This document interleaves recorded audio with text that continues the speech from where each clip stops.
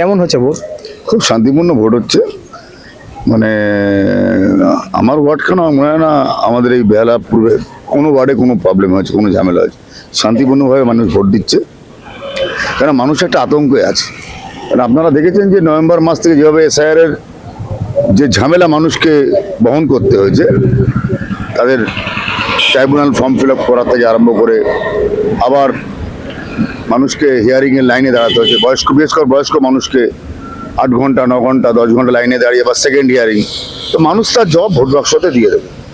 কারণ মানুষকে হ্যারাস হতে হয়েছে, তারা ধরুন 80 বছর 85 বছরের ভোটার, তো মানুষটা হয়তো 50 বছর ধরে ভোট দিচ্ছে, সেখানেও আবার ফর্ম ফিল আপ করবে, প্লাস ফর্ম ফিল আপ করার পরও তাকে 10 ঘন্টা 12 ঘন্টা লাইনে দাঁড়াতে হচ্ছে। তো মানুষ তার জবাব দেবে ভোট বাক্সের মাধ্যমে।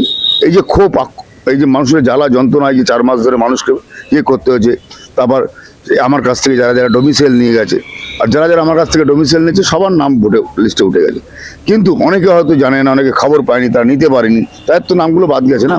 তো এই তার পরিবারের লোক সঠিক জবাব ভোট বাক্সের মাধ্যমে দেয়। কেমন পরিমাণ নাম তবে আপনার ওয়ার্ড থেকে বাদ গেছে? আমার ওয়ার্ড থেকে প্রায় 3200-3300 করে নাম বাদ গেছে।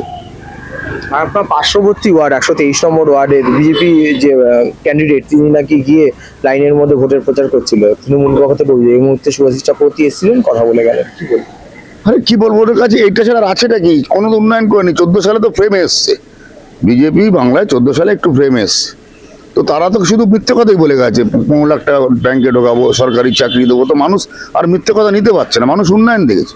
আপনি খালের ওপারে যান, 10-12 বছর আগে কোমর সমান জল জমতো, আমরা উন্নয়ন করেছি, আমরা সরেজের কানেকশন করে দিয়েছি, আমরা মিষ্টি পানীয় জল দিয়েছি, আমরা আলোকিত করেছি, আমরা রাস্তা করেছি, বাইরেনের ড্রেনের কাজ এখনো প্রায় শেষের মুখে চলেছে, আমরা উন্নয়ন করেছি। প্লাস মানুষকে পাশে দাঁড়িয়েছে মমতা বন্দ্যোপাধ্যায়। আপনারা দেখেছেন সুপ্রিম কোর্টে গিয়ে তিনি ওখানে সুপ্রিম কোর্টে কিভাবে লড়াই করে আজকে মানুষ যতটা পেরেছে নামগুলোকে আটকিয়ে নামগুলোকে আবার ফিরিয়ে ভোটার লিস্টে তুলতে পেরেছে। তো মানুষ তার যে জ্বালা যন্ত্রণা মানুষকে যে ভোগ করতে, তার জবাব তারা দিয়ে দেবে। আর যে বিজেপি ক্যান্ডিডেট আপনার এখান দিয়ে দাঁড়িয়েছিল, আর আজ আবার যে বিধানসভায় গেল, ও তো 2021-এ কাউন্সিল ইলেকশন আমার এগেন্সটে দাঁড়িয়েছিল, আমি ওকে 9,500 ভোটে হারিয়েছিলাম। আর ও তো 92 সালে বাংলাদেশ থেকে এসছে, নিজের তো ঠিক মতো পরিচয়পত্র নেই। ও তো ওই যে খুঁটিয়ে দেখুন না বাংলাদেশ থেকে কেন এসছে, আপনারা তথ্য পেয়ে যাবেন। ওই যে 92 সালে বাংলাদেশ থেকে এসেছিল, আপনারা খুঁটিয়ে দেখুন কি কারণে এসেছিল, কেন এসেছিল, বাংলাদেশ ছাড়তে কেন বাধ্য হয়েছিল। যদি খুঁটিয়ে দেখেন আপনারা পুরো নথিভুক্ত পেয়ে যাবেন।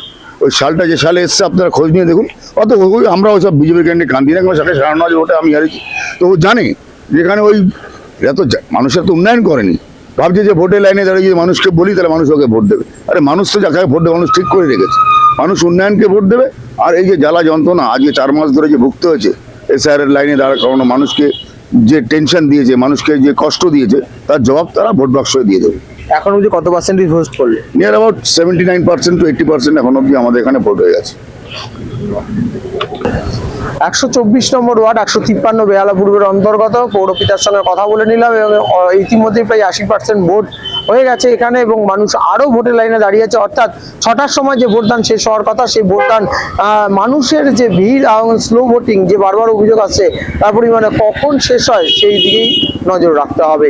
ক্যামেরা রাজ বর্মনের সাথে Debon Chakraborty report, vision news, Kolkata.